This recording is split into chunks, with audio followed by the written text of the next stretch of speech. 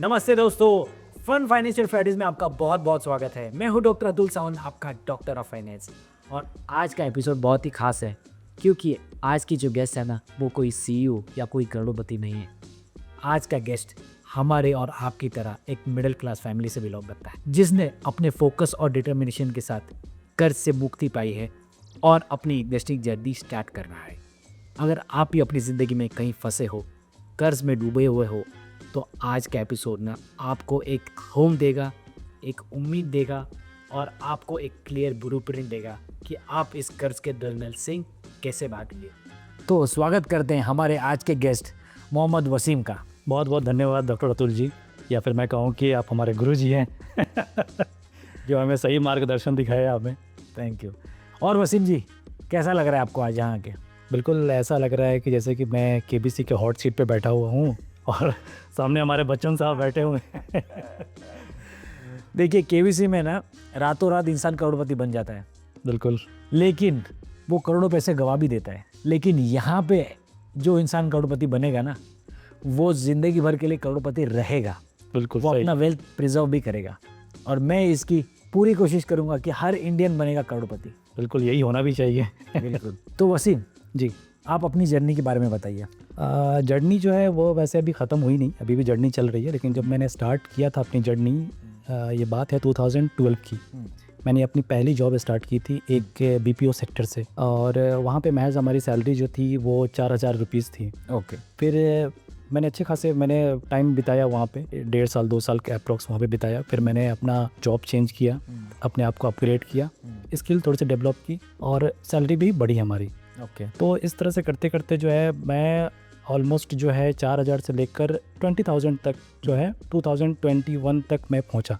Okay. और अभी जो है वो एक उस टाइम के 4,000 से जो है वो 20 गुना ज़्यादा सैलरी है हमें यहाँ ओके, पास। मतलब 21 के बाद आपके लाइफ में सैलरी आपकी इंक्रीज हुई है। बिल्कुल। Very nice. तो कैसा रहा ये जर्नी और आपके सेविंग्स कैसे रहे इस टाइम पे? सेविंग देखे तो जब मैंने स्टार्ट किया था अपनी जॉब, उस वक्त जो हमारी सेविंग थी और अभी जो हमारी सेविंग है वो दोनों इक्वल है, यानी कि ज़ीरो। क्या बात कर रहे हैं? बिल्कुल।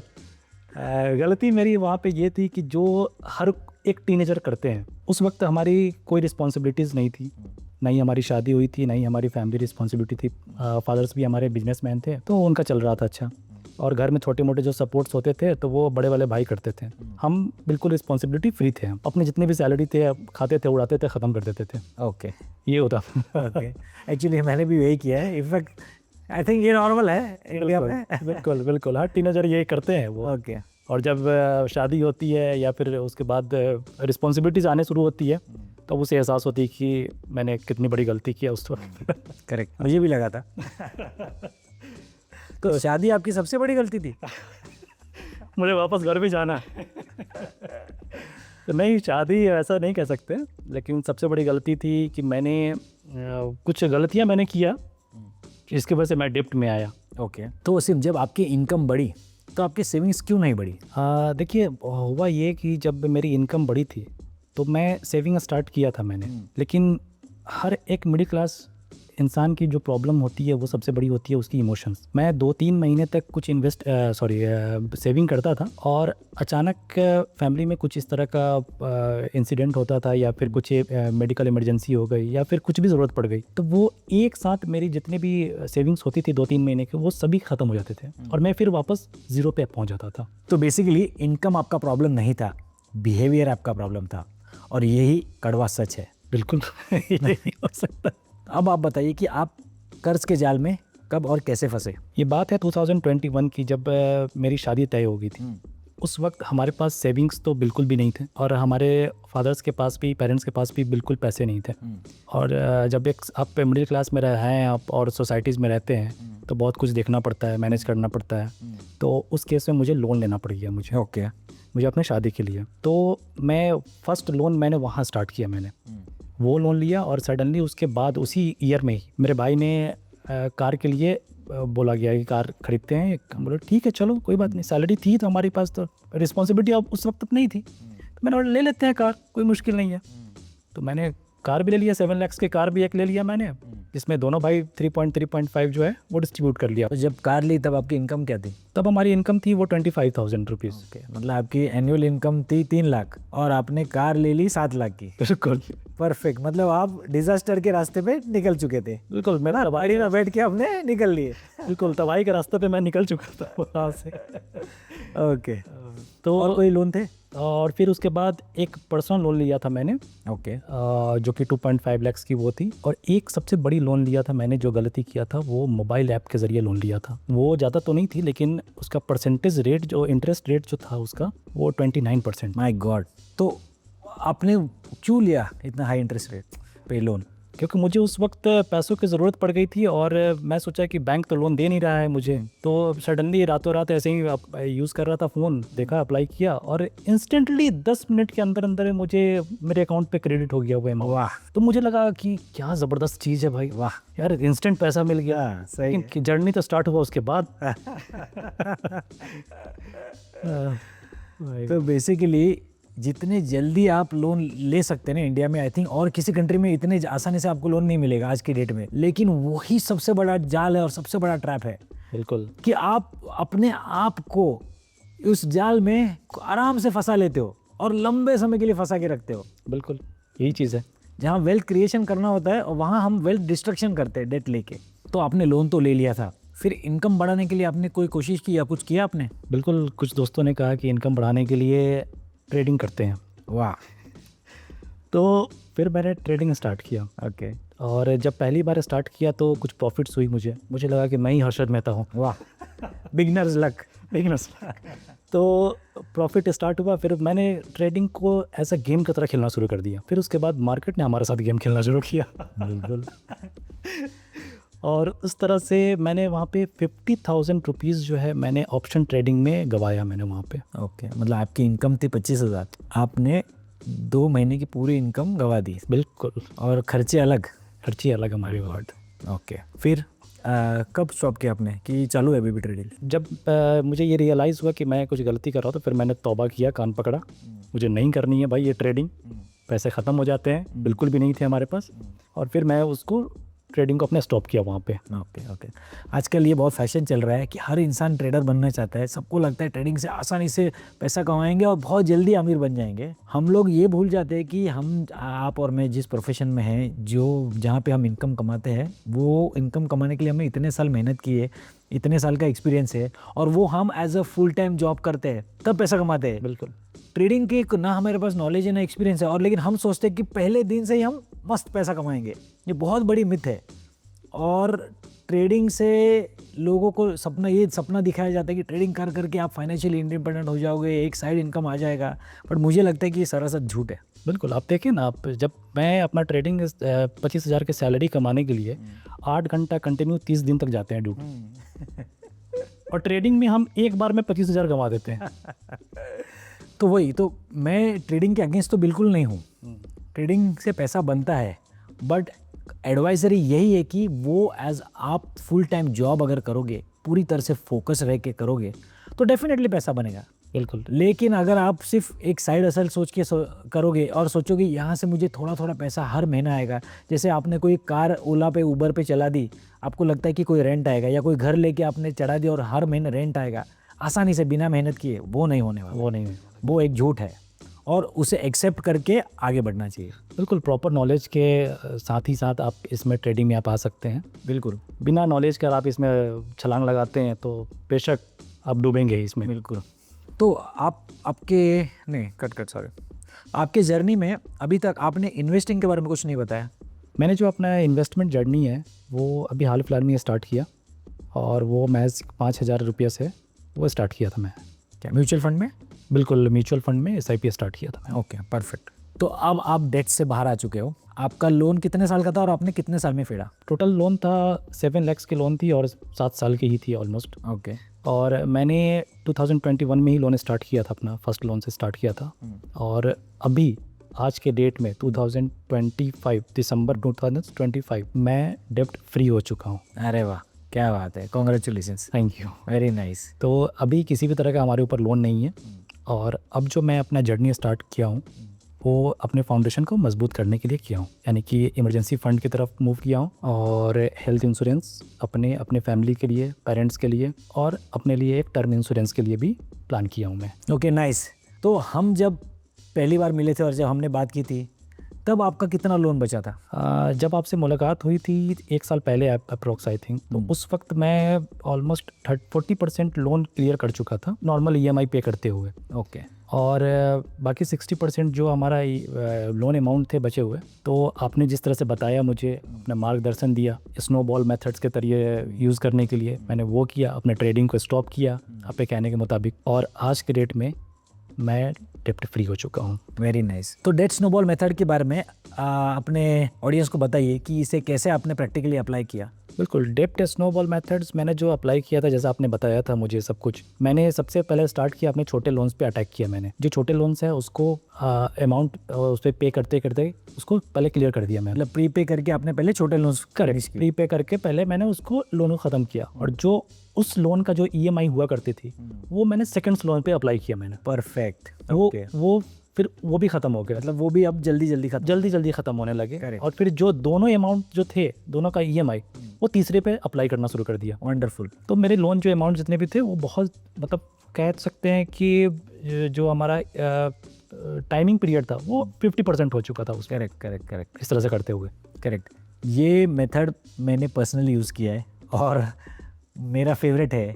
क्यों पता है? क्योंकि इसमें जब हमारा पहला छोटा लोन ख़त्म होता है ना, बिल्कुल, तो एक कॉन्फिडेंस आता है कि हाँ यार हो सकता है, अब ये जंग जीती जा सकती है। उसके बाद जब दूसरा ख़त्म होता है तब तो हमें लगता है कि बस अब तो जो भी बचा है मैं इसे जल्द से जल्द फेडूंगा। और इसे इंटरेस्ट, भले आपको लगे कि इसमें आप ज़्यादा इंटरेस्ट नहीं बचा रहे हो, लेकिन जो आपको साइकोलॉजिकल विन मिलता है, जो आपको जीत मिलती है, उससे आई थिंक आप कोई भी तूफान, आप कोई भी डेट को आराम से उड़ा सकते हो। और ये डेट स्नोबॉल की तरह, जो नाम है स्नोबॉल की तरह, छोटा छोटा होते होते बढ़ते जाता है और लास्ट में आपके सारे लोन्स को स्वाहा कर देता है। तो जब मेरे पहले लोन क्लियर हो रहे थे तो मुझे ऐसा लगा था कि कुछ न कुछ कोई बंधन जो है मेरी टूट गई, खुल गई, सुकून फील हुआ मुझे। करेक्ट। और बिल्कुल अभी डेप्ट फ्री हो तो बहुत अच्छा फील हो रहा है मुझे। Very nice. ये चीज़ है। मैंने आपको 1 साल पहले एक एडवाइस दी थी, वसीम इन्वेस्टिंग बंद करो। उसके बाद तुम्हें क्या लगा था? जब आपने मुझे कहा था कि इन्वेस्टिंग बंद करो, मैं सोचा, ऑनेस्टी बताता हूँ, मैं सोचा कि आदमी पागल हो गए। जहाँ लोग कहते हैं कि इन्वेस्टिंग शुरू करो रिच बनने के लिए, और ये कह रहे हैं कि इन्वेस्टिंग बंद करो, फिर मैंने सोचा कि शायद कुछ हो सकता है, करते हैं, इन्वेस्टिंग बंद करते हैं। मैंने अपना इन्वेस्टमेंट बंद किया उस वक्त और अप्लाई किया मैंने इस चीज़ को। ओके, तो अच्छा हुआ ना तुमने मुझे अनफॉलो नहीं किया उस टाइम पे। करना भी नहीं था मुझे अनफॉलो। ओके, मैं तुम्हें एक बताता हूँ कि जब हमारी पहली बार बात हुई थी, जब तुमने अपना स्टोरी बताया, तो मुझे एक तो समझ गया था कि इनकम तुम्हारा बड़ा प्रॉब्लम नहीं है, बिहेवियर प्रॉब्लम है। ठीक है। सेकेंड बात है, तब तुम इन्वेस्ट भी कर रहे थे और तुम डेट भी भर रहे थे। ओके, मतलब तुम 12% तुम होप कर रहे थे कि इन्वेस्टिंग से मिले, लेकिन तुम 12-15% या उससे ज़्यादा परसेंट तो आप इंटरेस्ट में पे कर रहे थे। और उस टाइम पे ऐसा था कि मार्केट ने एनीवेज आई थिंक पिछले 2 साल में कोई रिटर्न नहीं दिए थे। बिल्कुल नहीं। तो जो आदमी को लगता है कि वो इन्वेस्ट करके मार्केट से रिटर्न कमा के डेट में रहेगा, वो उन आदमियों को, उन सब इंसानों को तभी क्लियर पता चल गया कि मार्केट रिटर्न देगा लेकिन लंबे समय पे मिलेगा। ऐसा नहीं कि हर साल 12% मिलते रहेगा, वो एक मिथ है। और मैंने आइडेंटिफाई कर लिया था कि तुम जो फाइनेंशियल फिटनेस प्लान के जो मैंने कुछ स्टेजेस बनाए, एक रेड लेवल जिसे मैं कहता हूँ negative cash flow, orange level जहाँ मैं कहता हूँ फाउंडेशन स्टेज, येलो लेवल जो है इन्वेस्टिंग वेल्थ क्रिएशन स्टेज, और ग्रीन लेवल जो है फाइनेंशियल फ्रीडम स्टेज। तो तुम बेसिकली रेड और ऑरेंज लेवल के बीच में झूल रहे थे। सही बात है। और तुम्हारा ऑरेंज जब तक कंप्लीट नहीं होता ना, जब तक फाउंडेशन स्टेज रेडी नहीं होता, तब तक उसे नेक्स्ट स्टेज यानी येलो लेवल पे प्रोग्रेस नहीं करना चाहिए था। और तुम वही गलती कर रहे थे, तुम ऑरेंज में झूल रहे थे, वो भी कंप्लीट हुआ नहीं था, और उसके साथ तुम येलो लेवल के इन्वेस्टिंग को भी शुरू करने की कोशिश कर रहे थे। और इस चक्कर में क्या हो रहा था कि जब भी कोई छोटा मोटा प्रॉब्लम आता है, तुम येलो लेवल तो छोड़ दो, तुम ऑरेंज से सीधा रेड पे जा रहे थे। मतलब जहाँ तुम्हारी गाड़ी थोड़ी बहुत चल रही थी, वो आगे बढ़ने के बदले पूरी तरह से पीछे जाके खड्डे में गिर रही थी। बिल्कुल। और तुम ऑरेंज और रेड इन दोनों स्टेजेस के बीच में बाउंस कर रहे थे कंटिन्यूसली। करेक्ट। लेकिन ये तुम समझ नहीं पा रहे थे। हर इंसान को लगता है कि वो इन्वेस्टिंग ही उसका बाहर निकाल सकता है उस होल से या उस खड्डे से। लेकिन मैं कहता हूँ कि सबसे पहले तुम अपने जो लीक्स है, अपने बोट में जो होल बने हुए हैं पहले उसे बंद करो। जैसे लीक बंद हो जाएंगे ना, ऑटोमेटिकली आपका वेल्थ क्रिएशन जर्नी स्टार्ट होगा। इसीलिए मैंने तुम्हें कहा था कि अब इन्वेस्टिंग बंद करो, उसके बाद पहले कर्ज मुक्त हो, फोकस करो। और जब तुमने ये फोकस करना स्टार्ट किया क्लैरिटी के साथ, तब आई थिंक तुम्हारी एक्चुअल जर्नी, प्रोग्रेस वाली जर्नी शुरू हुई। मेरी क्लैरिटी बदली, मेरा स्ट्रेस कम हुआ। कल तक जब मैं 10 चीज़ों पे फोकस करता था और उसके बाद सोचता था कि सब कुछ सही हो जाएगा, लेकिन उसके बाद सब कुछ गलत हो जाता था। पहले जब मैं 10 चीज़ों पे फोकस करता था तो अलग अलग 10 चीज़ों का प्रेशर हमारे ऊपर बनती थी और सब कुछ गलत हो जाती थी। तो अब क्लैरिटी, आई थिंक क्लैरिटी और फोकस मिस कर रहे थे तो बिल्कुल क्लैरिटी और फोकस मैं दोनों मिस कर रहा था। लेकिन जब मैं अपना फोकस किया एक चीज़ पे, अपना डेप्ट क्लियर करने पे, तब मुझे जाकर लगा कुछ अब मैं ठीक कर रहा हूँ। पहले डेप्ट क्लियर करो, फिर वेल्थ बिल्ड करो। और इनफैक्ट मैं कहूँगा पहले सांस लो फिर दौड़ना शुरू करो। तो आज जब आप डेट फ्री हो चुके हो तो अगला स्टेज, यानी मतलब ये स्टेज आपका फाउंडेशन स्टेज कंप्लीट करने को आपको कितना टाइम लगेगा? फाउंडेशन स्टेज में जैसे 4 चीज़ें होती हैं, उसमें से मैं एक क्लियर कर चुका था, डेप्ट फ्री होना। और उसके बाद मैं अब मूव कर रहा था इमरजेंसी फंड की तरफ, हेल्थ इंश्योरेंस की तरफ और अपने टर्म इंश्योरेंस की तरफ, ये चीज़ की तरफ। और इसको कंप्लीट करने में मुझे महज 4 महीने लगेंगे। और मैं 1 साल का अपना इमरजेंसी फंड बनाना चाहता हूँ, क्योंकि मेरे फैमिली खर्चे जो हैं वो महज 15,000 से 20,000 रुपया है पर हाउस के। तो बेसिकली इमरजेंसी फंड आपका 4 महीने में 1 साल के पास फंड बन जाएगा। बिल्कुल मैं बना लूँगा उसको। Very nice. अब एक और बात मैं कहना चाहता हूँ कि अब जब आपके पास लोन नहीं है ना, तो आपके पास पैसे बच रहे जेब में, इसीलिए तो आप अभी 1 साल का इमरजेंसी फंड 4 महीने में बना पा रहे हैं। लेकिन आई थिंक बहुत लोगों को ये रियलाइज होने में ये समझ ही नहीं आता कि वो जब तक किसी और को ब्याज पे पैसे देते रहेंगे, इंटरेस्ट देते रहेंगे, उनके पास पैसे बचेंगे कैसे? सही बात है। और अगर पैसे बचेंगे ही नहीं तो इमरजेंसी फंड बनेगा कैसे? वसीम जी, ये बताओ कि आपको क्या लगता है कि इंडिया के कितने मिडिल क्लास लोगों के पास इमरजेंसी फंड होगा 1 या 2 महीने? मुझे लगता है कि मिडिल क्लास फैमिली के पास जो इमरजेंसी फंड होंगे वो आप उंगली पे गिन सकते हैं, 5 से 10% बस इतने लोगों के जो इस तरह से क्रिएट कर रहे होंगे हमने। और बेसिकली इमरजेंसी फंड एक बार आपका बन गया ना, तो आपका ऑरेंज लेयर कंप्लीट हो जाएगा। उसके बाद अगर कुछ प्रॉब्लम भी आया ना, तो आपके पास 6 महीना 1 साल लगेगा उस प्रॉब्लम से निकलने। मतलब वो प्रॉब्लम आपके फिनेंसेस से जुड़ा नहीं। बिल्कुल आप ऑरेंज लेवल पे बने रहो और फिर आप अगले स्टेज पे जा सकते। बिल्कुल। आप देखिएगा तो हमारे इंडिया में जितने भी मिडिल क्लास फैमिली होती है वो उस तालाब में फंसे रहते हैं ना, और उस तालाब में इतने पानी तक होते हैं ना, नहीं तो वो डूब पाते हैं और नहीं वो निकल पाते हैं। जब भी पानी ऊपर नीचे होती है तो बस उनका भी ऊपर नीचे होता रहता है, वो निकलते ही नहीं है वहाँ से जब तक कि आपसे ना मिले। तो सही है। अब ये बताओ कि उसके बाद चलिए 4 महीने में आपका सब हो जाएगा रेडी, फाउंडेशन कंप्लीट, फिर इन्वेस्टमेंट का क्या आपका प्लान है? जब ये सारा चीज़ मेरा फाउंडेशन मजबूत हो जाती है तो मैं अपना इन्वेस्टमेंट जर्नी को बढ़ा दूंगा और मैं अपनी गाड़ी को ऑटो पायलट मोड पे लगाकर सीट बेल्ट लगाकर सो जाऊंगा। अब मुझे बताओ वसीम, एक टाइम था कुछ 1 साल पहले जब तुम 5 लाख पर इन्वेस्ट कर रहे थे और तुम्हें लग रहा था कि बढ़िया चल रहा है और तुम उसी के साथ कर्ज भी फेर रहे थे। जब मैंने बोला इन्वेस्टमेंट बंद करो तुम थोड़ा चौंक गए, लेकिन मेरा विजन ही वो था कि मुझे मैं तभी इन्वेस्टमेंट बंद करवा देती है 5,000 की, क्योंकि मुझे चाहिए था कि तुम्हारा जो सारा डेट खत्म होगा ना, तो वो जो अमाउंट बचेगा ना, जो 25-30 हज़ार रुपये है, वो प्लस वो 5,000, 30-35 हज़ार रुपये तुम इन्वेस्ट करो। तो मेरा विजन वो था कि मुझे नहीं चाहिए कि तुम सिर्फ 5,000 इन्वेस्ट करो, मुझे चाहिए था कि तुम 30-35 हज़ार या जितना ज़्यादा अमाउंट हो सके उतना इन्वेस्ट करो, तभी तो तुम्हारी वेल्थ। बिल्कुल। मेरे जितने भी पहले के जो EMI चल रहे थे वो सबको अगर मिला देंगे और मिलाने के बाद अब जितने भी अमाउंट हो गए वो सबको मैं अपने SIP में लगाना शुरू करूँगा, मैं इन्वेस्ट करूँगा मैं उसमें। वेरी नाइस, ये परफेक्ट तरीका है वेल्थ क्रिएट करने का। तो वसीम, इस जर्नी में तुम और तुम्हारी वाइफ दोनों मिलकर आपने अपना लोन फिरा है। अपनी वाइफ के लिए, अपनी फैमिली के लिए और अपने ऑडियंस के लिए कोई मैसेज देना चाहते हो? बिल्कुल, मैं मैसेज देना चाहता हूँ। मैं अपनी वाइफ को मैसेज ये देना चाहता हूँ कि आई एम डेब्ट free. Very nice, very nice. और बस ऐसे ही तुम डेट फ्री रहो। और मैं ये बताना चाहता हूँ कि इसमें मेरी वाइफ ने बहुत सपोर्ट किया।